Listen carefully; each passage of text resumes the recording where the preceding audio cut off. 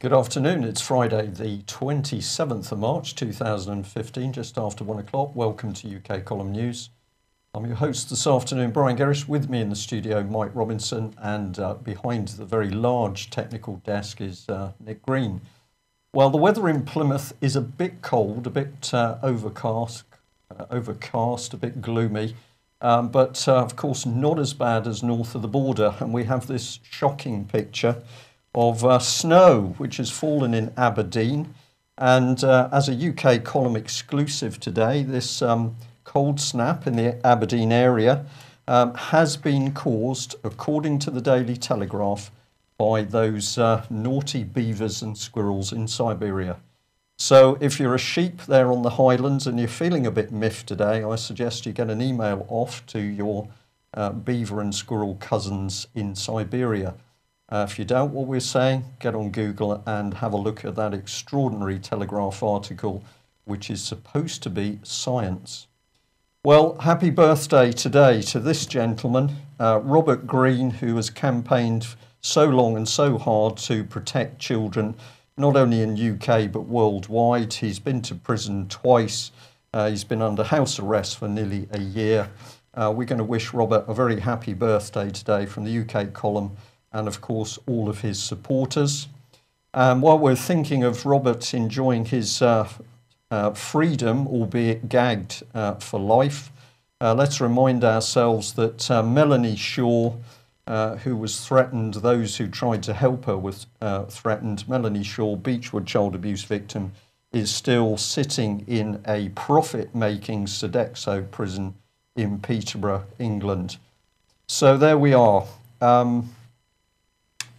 I'm almost lost for words again, Mike, actually, when you consider the fact that somebody who has suffered horrific abuse as a child and in the care system, what does David Cameron and Theresa May, what do? They put this poor lady in prison.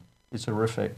And of course, money is at the back of it. Indeed it is. So here we've got the Daily Telegraph. This is from a few days ago, but because I wasn't on the programme, we kept it for today.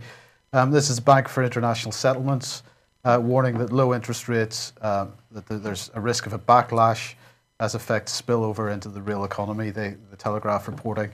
So what's really going on here? Well, the Bank for International Settlements, of course, is the central banker's bank, and they aren't really defining a trend that they're witnessing. They're defining what they intend. And so they're highlighting that $2.4 trillion of long-term global sovereign debt now trading at negative yields. And it's quite an interesting situation because, of course, this is part of the reason why the quantitative easing situation in the Eurozone is failing, because actually it's illegal for the European Central Bank to buy up sovereign debt which is in negative yield. I think they're breaking the law by doing it in any case, but anyway, that's another subject. Telegraph here also warning about the bonds markets, and they're saying that the consequences should be watched closely, as the repercussions are going to be significant, because they're pointing out that, of course, low bank profits and also the effects on savers' deposits are going to have an impact on people's attitudes, and perhaps we're going to see people out on the streets. Well, in the meantime, then the Bank of England has released its inflation report. That's actually going back a few days, actually a month, but as you can see, it's a pretty well-designed front page there. They well identified and so on. But in this, they're pointing out that they're worried that people and businesses are going to revert to cash as a result of what's going on with low interest rates and inflation.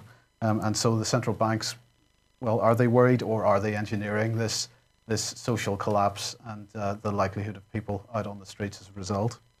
What do you think? I think it's all engineered, Mike. They know full well what's going on, and of course we've seen the crime and corruption and fraud in the international banking system. And there's been some talk about Ukraine recently and what's been going on there. And of course, a big pull by the bankers in the European Union to cause trouble in Ukraine. Yeah. Well, apologies to our guest. Of course, David Scott is due to come on with us today. And David, I'm very sorry. I should have mentioned you at the beginning of the programme. But just to check everything's working, are you there? Would you like a quick comment on the financial aspects that Mike's just brought up? Yes, I'm here. I hope you can hear me okay. Yep, it's fine. War on cash has been going on for some time. We have smaller and smaller banknotes are available now. I think the biggest note that Bank of England issues is a £50 note, is that correct? You can still get £100 notes in Scotland, but there used to be larger denomination notes when obviously a pound was worth more in terms of buying power. They're gone. So it's a bit of a war on cash. But if you've ever tried taking large amounts of cash out of a bank, if you get the opportunity, you should do it because they really hate it. They're very curious as to what you're going to do with it. It means they can't then lend it out while you think you've got it on deposit. They can't inflate the currency, and they really don't like it at all. And it's quite entertaining.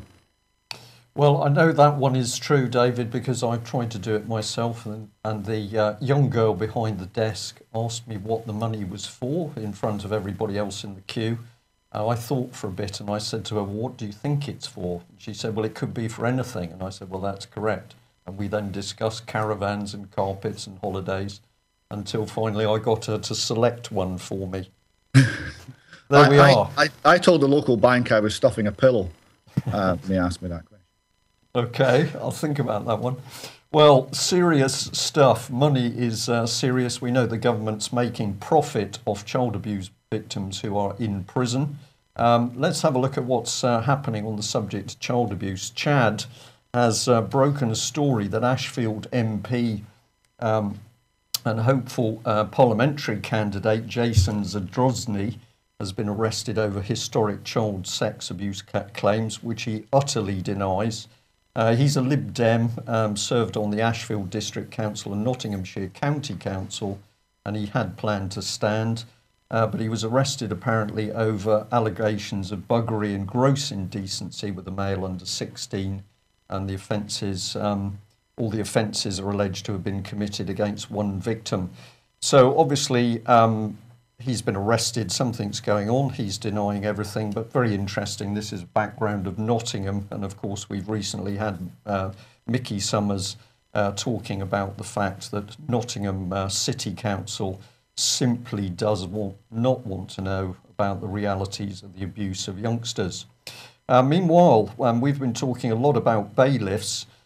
This was a headline that came up a couple of days ago, we thought was particularly interesting, from the Mirror, where it's pointing out that, well, it's saying 1.5 million children have experienced, really, parents who've been targeted by bailiffs.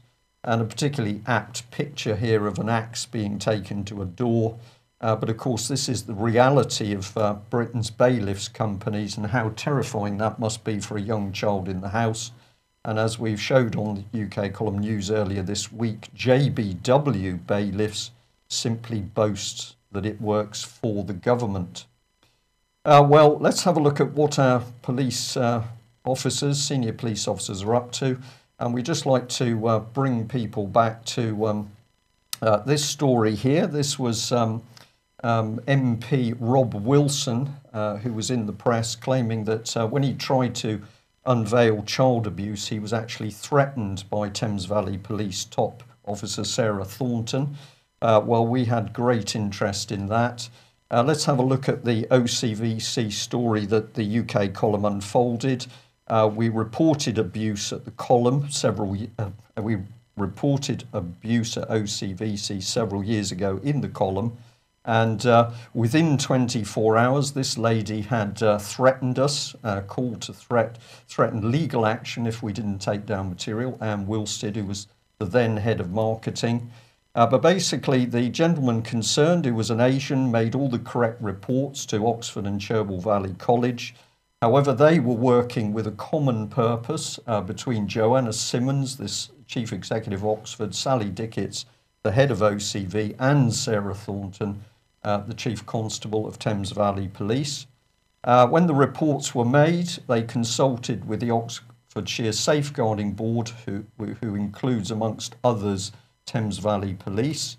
And the net result is this man was employed to do an independent report. His name was Ray Tregear. He has no experience, qualifications or background in writing sensitive reports on child abuse. But nevertheless, his report was submitted not only to the college, but also to the Safeguarding Board and Thames Valley Police under Sarah Thornton.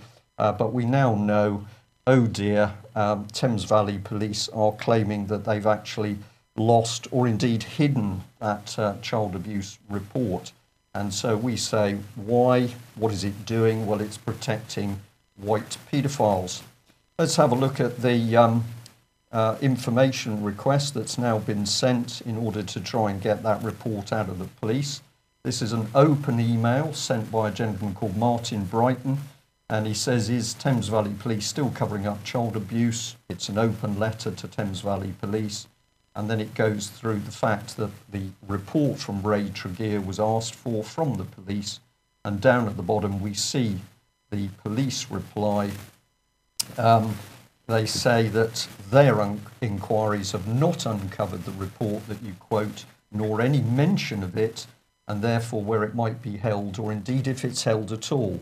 Now, the evidence is there, irrefutable evidence that the report was provided to Thames Valley Police, so that report is has been lost, or indeed is being deliberately hidden to protect child abusers. So let's come back to Mr. Wilson. We sent him an email to say we're interested in the press article, and we forwarded him certain of our articles talking about Thames Valley Police and a cover-up. And what was the result? Silence. No reply from Mr. Rob Wilson.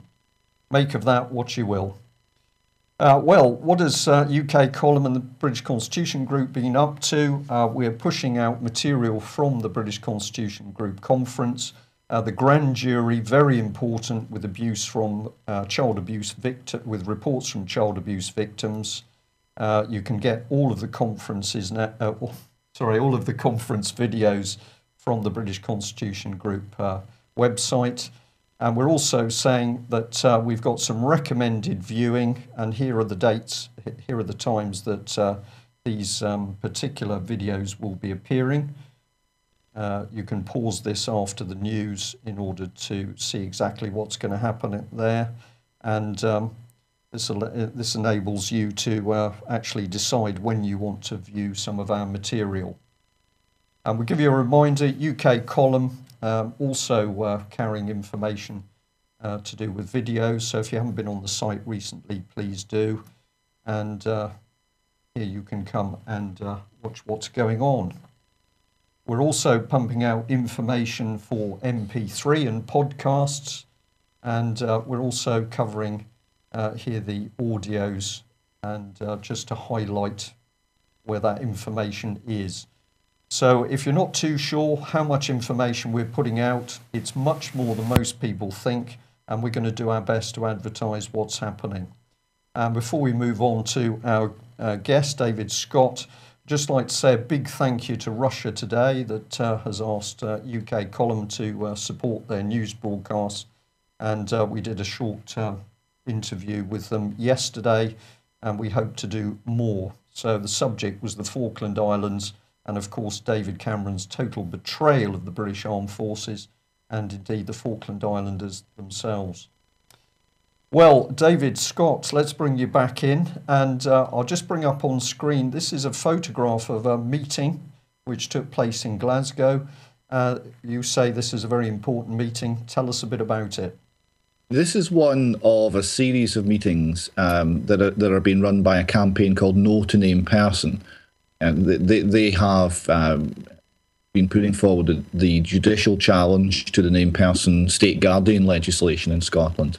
And they are going around Scotland holding public meetings to inform people. Still, most people have never heard of the named person legislation.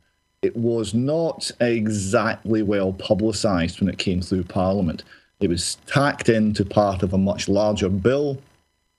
There wasn't a great deal of discussion regarding it, and there certainly were a few public announcements. So most of the public are still pretty ignorant on the matter, but they are shocked when they find out what's coming down the road for them. this meeting was noticeable because, like all the other meetings, they're getting larger and larger as time goes on, and we're seeing more professionals, people from senior people from healthcare and teachers in particular are very concerned about what it's going to mean for them personally as parents and also professionally. Right. Well, thank you for that. I've got another web article here which is talking about guardians, and tell us a bit about this one. It's a report from parents who are saying that something happened at school with their 13-year-old. Yes, this gives you an idea of the rage that's starting to build in Scotland about this. I mean, people, when they find out, are livid. This woman, she had been informed that her daughter, who's 13, S1 at an Aberdeen secondary school, was taken in for... she was given an appointment with the nurse and taken in for a little chat.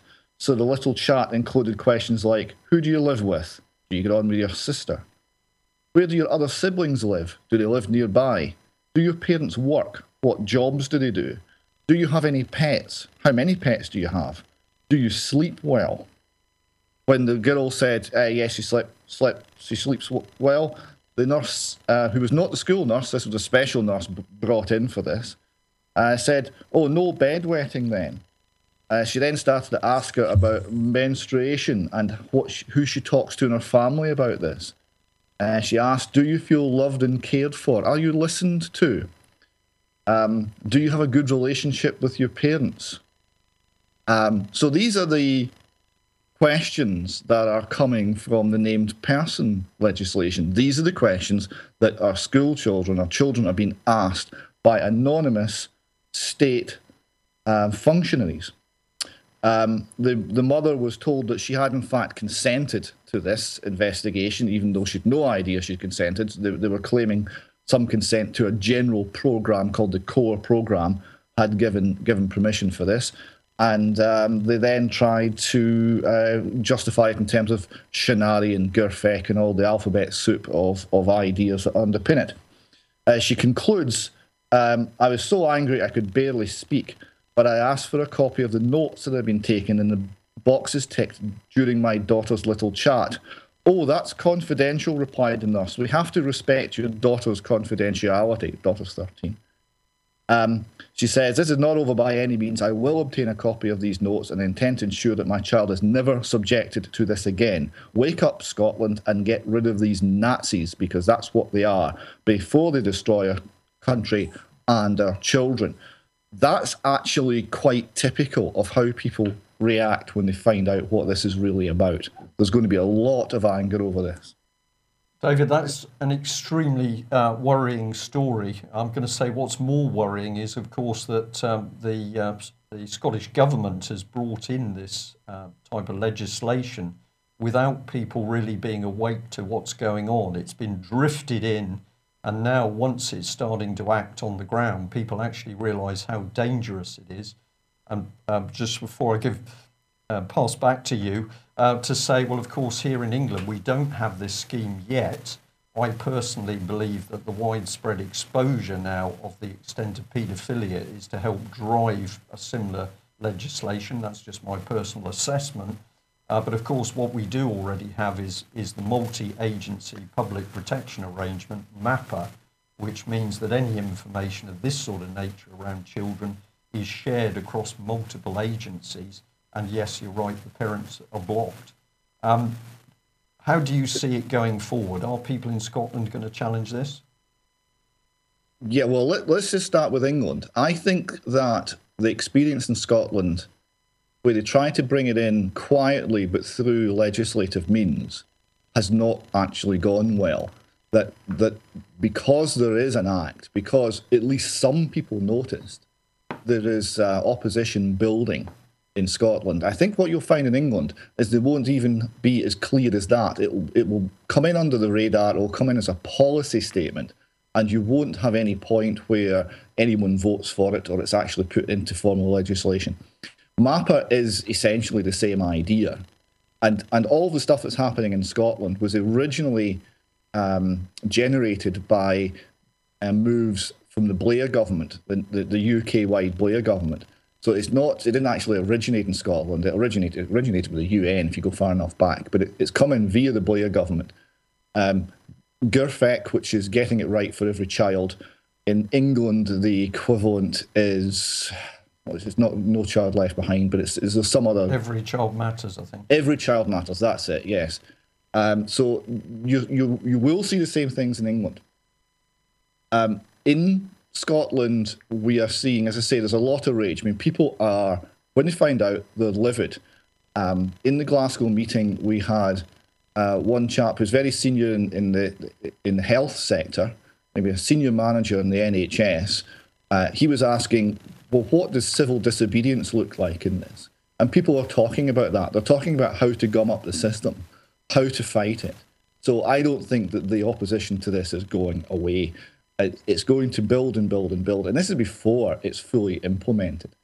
As this nonsense, you have to understand where it's coming from. They've changed the definition of what they're trying to achieve. It's not welfare, which has some sort of legal meaning. It's well-being, and well-being is everything. You know, it's how are you in yourself? How do you feel? Essentially, are you happy? They actually left the word happy out of the Shinari safe, nurtured, etc. acronym. But essentially, they're trying to legislate for the internal emotional happiness of every child in Scotland. Now, if that's not totalitarian, I don't know what is. It's also doomed to failure. It's a nonsense of a piece of legislation. When they try and introduce this in detail, it's going to throw up horror story after horror story. It's going to be a very, very long suicide note for the Nationalist government. But there'll be a lot of people harmed before it's eventually consigned to the dustbin. David, thank you for that. We're a little bit tight for time at the moment, so I'll just bring up these other items that you were interested in. But just a quick comment on each, if you will, please. We've got the Diary of Injustice in Scotland, and this article is indicating that top judge Lord Gill is sort of blocking people having a look at the affairs of judges. Is that correct?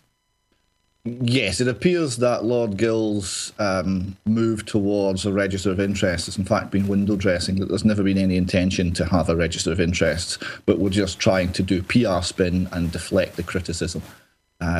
Lord Gill is coming under serious pressure over this because it's... I hear a very strange sound. I don't know if you do. I beg your pardon about that. Because there is no transparency and it's becoming increasingly ridiculous. Okay. Right, and then you've been asking some questions about transcripts from court and the companies doing them. And this is a letter that you've got back. The purpose of this, of course, is we don't really know who produces transcripts from courts. Yes, this is an ongoing investigation to do with how transcripts are done in Scotland, and it's recently changed. You see that the people now in charge of it are Merrill Legal Services, which is a large international outfit. So there'll be more on that to come. We're spending about £100,000 worth of government money a year recording what goes on in courts. But how that is then processed and whether the results are in fact accurate are very interesting questions, and that's an ongoing investigation. Okay. Well, of course, if we need something to distract the public's attention while all of this devious politicking goes on, the attack on our children, nothing better than war. Indeed. So RT here reporting the continuing NATO drills on Russia's borders. In this case, 4 A-10 Thunderbolt attack planes taking part in war games in Poland. And in fact, Poland now expecting 10,000 NATO forces at drills during this year. Moscow saying that the build-up at Russia's borders is going to have a negative long-term impact. What can we say about this? The Polish defense minister saying we're striving for it. He's talking about more NATO involvement in Poland. We're striving for it and we're talking about it. We're preparing the ground for a constant presence. So they're absolutely determined to have permanent US and NATO bases in Poland. Same kind of thing going on in Lithuania and other places. and Russia pointing out that the French frigate Lafayette moved into the Black Sea this week. They're visiting Odessa and getting involved in joint training, I suppose, with the Ukrainian Navy. I don't know if you've got any comment on that. What about this particular boat and whether it's just a frigate is the answer. Well, it's just a frigate. Whether the Ukrainians are going to get any benefit from having a French presence or not? No. Okay, we'll move on. And Assad continues to make very interesting comments. This time he's speaking to RIA Novosti, reported here by RT, and really saying US, UK, France want to weaken Russia by turning Ukraine and Syria into puppet states. And he's saying there is a connection between the Syrian crisis and what's happening in Ukraine. Firstly, because both countries are important to Russia. Secondly, because there's a goal in both cases to weaken Russia and create puppet states. They want to turn us into puppets. I don't think that the West has a political solution. It does not want one. When I say the West, I'm primarily referring to the US, France, and the UK. Other countries are secondary. So he's being quite outspoken. And of course, we can't discuss war without discussing what's begun yesterday in Yemen. And Patrick Henningsen here really pointing out that he had warned about this as far back as January, that it was only a matter of time before a full-blown conflict would break out in Yemen. And he's saying that yesterday we saw Saudi Arabian troops massing along the Yemeni border, and of course that they and other, they've created a coalition, haven't they, of Arabic states, and they are attempting to oust some of the what is being described as rebellion that's going on in Yemen. And really, Patrick here pointing out that this is absolutely against international law. Again, we invade another country that hasn't attacked us. The US is involved in this action. And there just seems to be this massive continuing drive to get involved in regime change in countries that where we have really no business being involved. Absolutely. And if people want more, then our advice is, if you want more war, vote Conservative. And what better man to vote for than David Cameron? Note he's already talking about a coalition. So we say that the political result of the May elections is already decided. It will be a rainbow coalition of many parties. And what's the real danger? That will be a one-party state. And luckily, we've got people picking up on this. Peter Hitchens, have a look at this blog article, Terms of Endearment and What Happened to the Vegetables. This is a serious article, and it's saying, why are we talking about electing prime ministers? Because there's nothing in our constitution about that at all. There's a lie being told to the public. Well, what better people to tell a lie than these two? Well, they had their debate last night. I didn't watch it, couldn't be bothered, wasn't interested in it. But it was really the poll results, which actually are quite interesting. Unsurprisingly, Conservative and Labour, absolutely. This is a poll of polls. So basically what the BBC has done here is they've taken the results from all the other polls and mashed them all together and showing that Conservative and Labour, as you would expect, on exactly the same percentage in terms of likely outcome. UKIP in third place. The Liberal Democrats absolutely being decimated with 8%. Just to put that in context, they had 23% of the vote at the 2010 election. So the Liberal Democrats have not come out smelling of roses on this one, and UKIP in third place. Clearly, there's going to be a coalition, rainbow coalition, a one-party government destined on war, violence, and mutilation overseas. Yes. And finally, this is the British Social Attitudes Survey, and this is put together by NatSen Social Research. It says it's Britain's largest independent social research agency, and they've published their annual British Social Attitudes Survey. Covers all kinds of stuff with regard to what people's attitudes to the last 5 years of government are, to the whole range of things. But the Times decided to pick up on people's attitudes to the death penalty out of this research, and they're saying that it has support for the death penalty has fallen below 50% for the first time, They're saying that 48% of people now back the death penalty for some crimes, and that's down from 54% in 2013, and that's down from 74% in 1986. They're saying, of course, that UKIP supporters are more likely to support the death penalty, with 75% in favour. But unfortunately, they don't seem to have asked about the death penalty with respect to politicians, and maybe that may have skewed the result somewhat.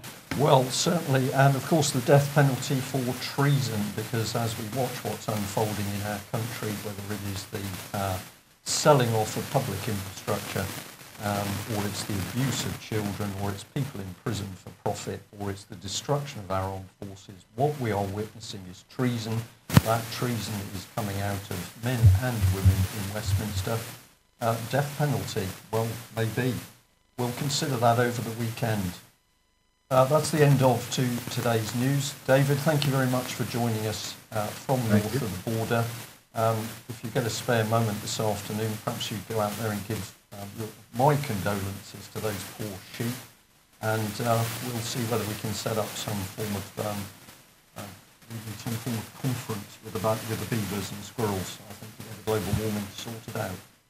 Okay, thanks for joining us. We'll be back same time on Monday. Bye-bye.